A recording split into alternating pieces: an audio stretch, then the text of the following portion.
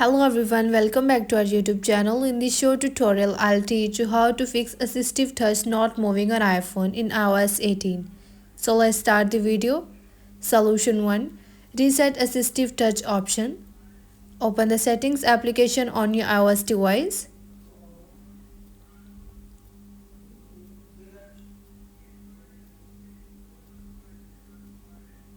Now tap on accessibility.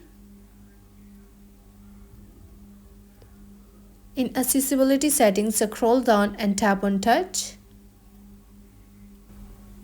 Next, tap on the assistive touch at the top of the page. Now tap on customize top level menu. On the next page, tap on reset at the bottom of the page.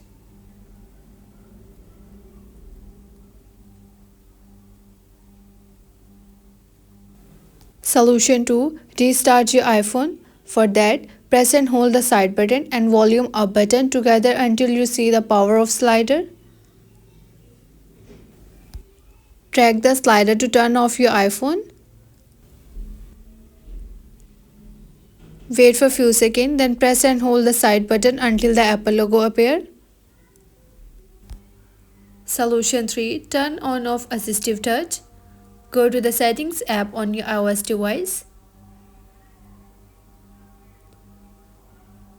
In the settings menu, tap on accessibility. In the accessibility settings, scroll down and tap on touch. Next, tap on assistive touch. Turn the feature off. Wait for a while.